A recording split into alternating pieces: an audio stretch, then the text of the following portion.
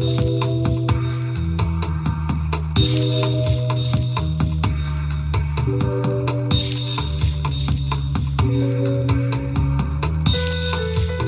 Morgan Peckma, Editor-in-Chief of City and State, and this is Last Look. Today, our guest is election attorney and election law expert, Jerry Goldfeder of Strzok & Levin. Jerry, thank you so much for joining us. Good to see you. Jerry, you represent Christine Quinn in this mayoral race. Do you anticipate that the Quinn campaign will be challenging any petitions? No, I don't think so. Have you seen any challenges in the offing among any of the mayoral candidates? No. Do we ever see Democrats challenging Republicans' petitions in the primary process, or Sometimes. vice versa? Sometimes. All you have to be is a voter eligible to vote in the particular election, and you can challenge. So there's no reason why a Democrat can't challenge a Republican in a primary or vice versa. It's rare, but it does happen. The big petitioning story of this cycle was the Spitzer effort to get on the ballot for comptroller. He collected over 27,000 signatures. What is the kind of rule of thumb when you're collecting signatures on the street for how many would be valid? I mean, what's the likelihood that he met the 3,750 threshold? Well, it seems that he has. The rule of thumb is when you're gathering petition signatures, you should get 3 times as many as you need or 4 times as many as you need. That's assuming, of course, that you're beginning at the beginning of the process and you're going for the full 5.5 weeks. Here we had a very unusual situation where Mr. Spitzer got signatures in the last 4 days of the petition process. And I assume that most of his petition signatures, if not all, were street signatures. When you go up to somebody on the street and you ask them if they're, in this case, a registered voter, an enrolled Democrat, and I assume that they also asked whether they signed another petition, because you can only sign a petition for one person running for that office. So if the 100,000 or so Democrats who signed for Scott Stringer across the city were to sign Mr. Spitzer's petitions, they wouldn't be valid. So I would think that his petition people asked whether they signed for Scott Stringer or any other petition signature. So in a very truncated period of time, 4 days, it's very difficult to be able to amass the number of signatures you need. And one can assume that street signatures are generally valid only to a certain extent.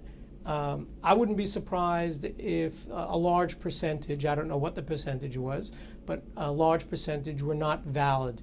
Sometimes you go up to somebody, you ask them if they're a registered voter. They think they are, they'll sign your petition. You ask them if they're an enrolled Democrat. They think they are, they'll sign your petition. You ask them if they signed another petition. No, I didn't. Well, either they're not remembering or they don't want to tell you something you don't want to hear. It's not a fraudulent issue. They just sign it anyway. When you're looking at so many signatures, 27,000 signatures, or in Scott Stringer's case, over 100,000 signatures, how, as an election attorney, do you begin to even evaluate whether those signatures are valid, whether you have the possibility of challenging? Well, I use the same method that I use for my clients before I submit the signatures. When I'm submitting signatures on behalf of a candidate, whether it's a candidate for mayor and Chris Quinn or a candidate for borough president or city council, I look through all the petitions to make sure, as best as I can, that the process was followed pursuant to the law. So, for example, in the Democratic primary, you need to have a witness, a canvasser, someone who's gathering signatures. They need to be enrolled Democrats, anywhere in the state, but they need to be enrolled Democrats. So when I review petitions before they're submitted, I make certain that our subscribing witnesses are enrolled Democrats. Then I look at to make sure that the canvasser has filled in all the information that he or she is required to fill in. Their name, their complete address, the number of signatures on the page, that they've dated their canvassing, their statement of witness, and that they've signed it properly. Very often people will leave out the number of signatures, or they'll put in an incomplete address. Like, for example, if a canvasser lives on Riverside Drive and they write 100 Riverside, well, there's a Riverside Drive and there's a Riverside Boulevard. And God forbid you're canvassing in Queens. There's a drive, there's a road, there's a terrace, there's a boulevard, there's God knows what is going on in Queens. So the address needs to be precise, it needs to be accurate. If there's an east, it should say east. You could put the initial E, but it needs to have the east there. If it's a boulevard or a street, you need to have that. In Brooklyn, you could have East 9th, West 9th, North 9th, South 9th Street. So when I look at petitions for my candidates, for my clients, I look at all of that to make sure that the canvassers have done what they're supposed to do. And I use the same exact procedure when I'm looking at an opponent's petitions. I'll look to make sure that their canvassers, their witnesses are enrolled in the right party, that they filled in all the information. And then I'll look at all the signers on that sheet to make sure those dates are there, to make sure that their address is complete, to make sure that the county is there. So there's a lot of technical information that needs to be put in on these petitions. It's a lot more liberalized than it was 20 years ago, but there are still a lot of hurdles that a candidate needs to overcome, whether you're doing it for 5.5 weeks or you're doing it for 3.5 days.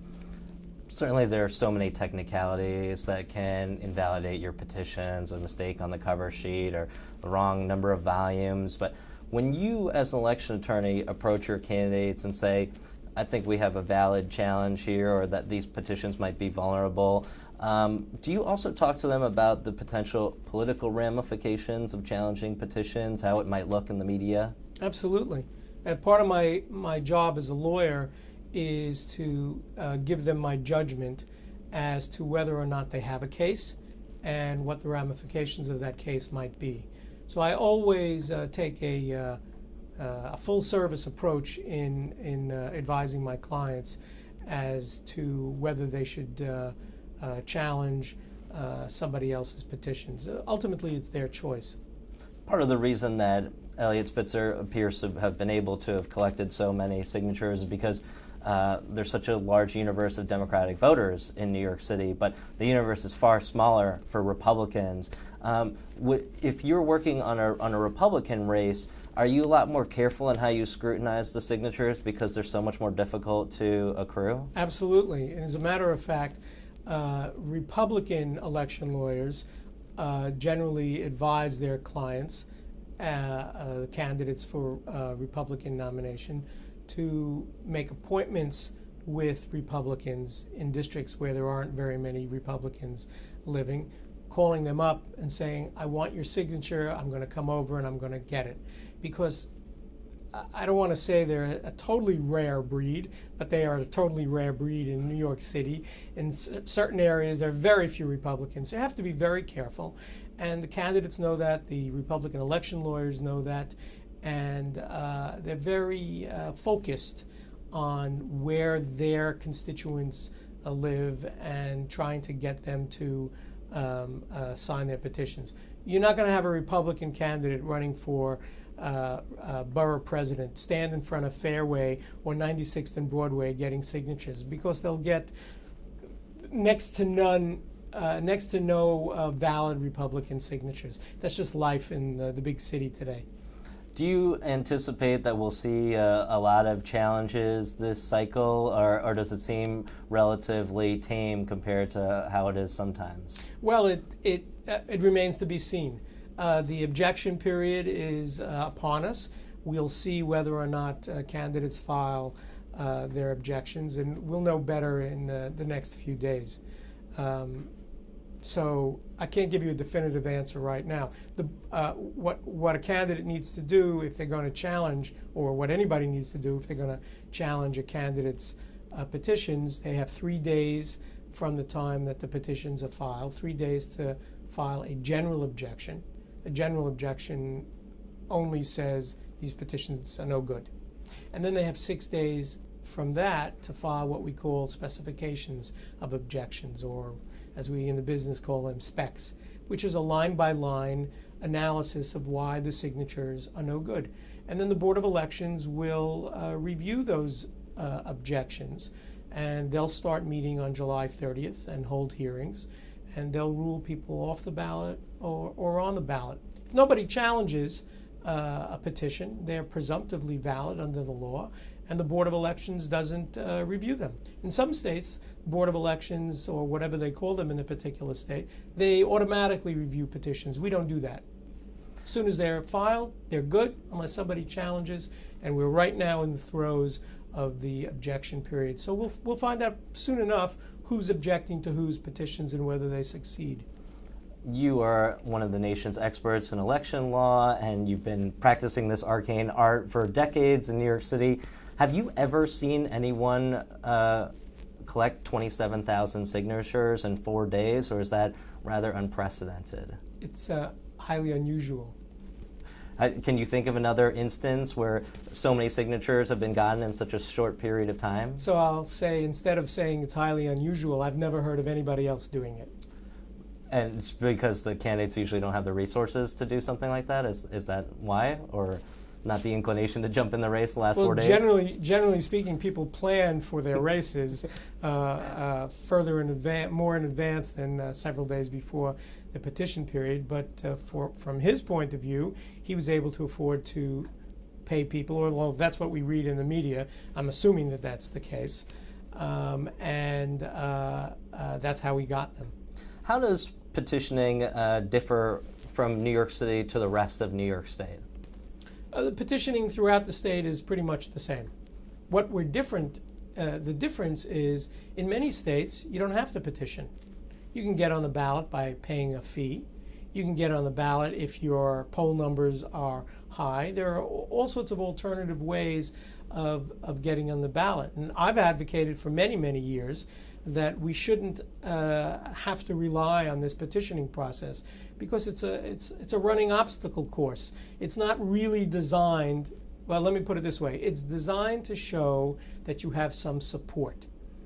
But the people who are signing petitions are not necessarily going to vote for you. They not necessarily even know you. That's not really the way it functions. The way it functions is to keep people off the ballot, particularly insurgents. And in a way, it's we ask ourselves about democracies around the country. In yesterday's New York Times, there's an article about whether or not Egypt can be democratic.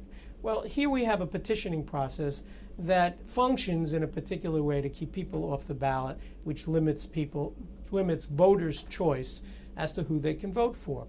Well, I don't see why we can't have alternative systems where people can, here in New York City, for example, you need to raise a certain amount of small donations in order to get public matching funds.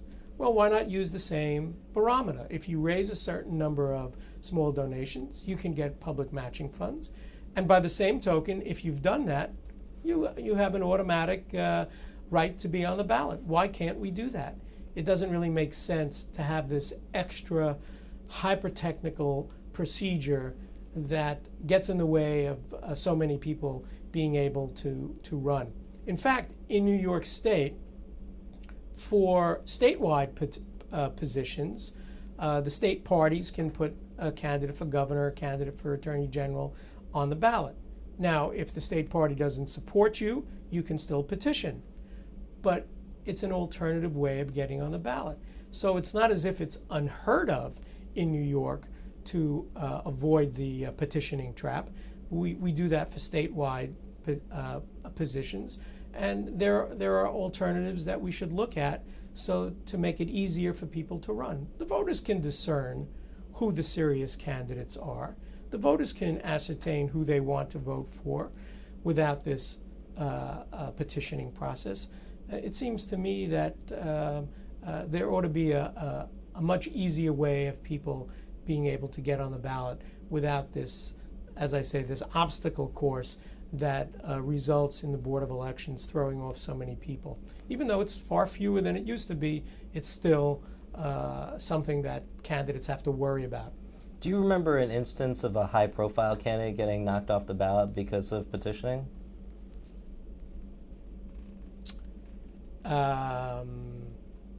There was a fellow named, now I can't remember his name. He wanted to run for lieutenant governor when Governor Cuomo was running for re-election in 1986. Hirschfeld. What's his first name? Abe Hirschfeld. His slogan was, "I'm a doer, not a talker." And the party apparatus knocked him off the ballot. He was running for lieutenant governor. I'll give you a more recent one. Republican candidates for President of the United States. Newt Gingrich, Rick Perry. They were trying to get on the ballot in Virginia.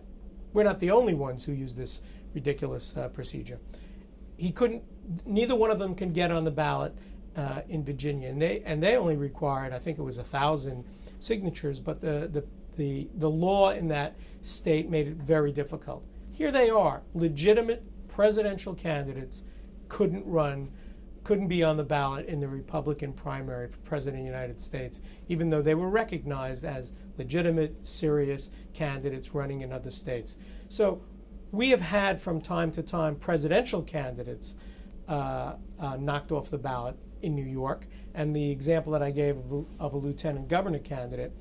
But where it really happens a lot is candidates running for city council, assembly, district leader, and so on, because they don't have if they're insurgents, because they don't really have the resources to get through this process, and they can't afford expensive election lawyers to help them guide them through it. It's very unfortunate, and it's something that really needs to be reformed. I hope the New Moreland Commission looks at that.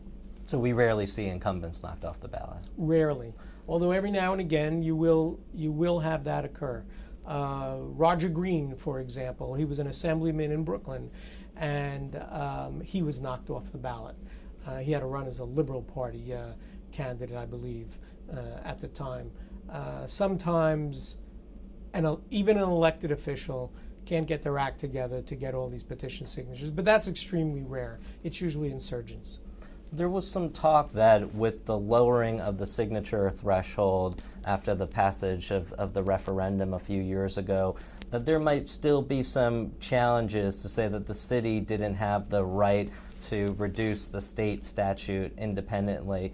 Is there any validity to that thinking from a legal standpoint in your mind? I don't think so. We have a state law that relates to ballot access. We have a state law that relates to campaign finance.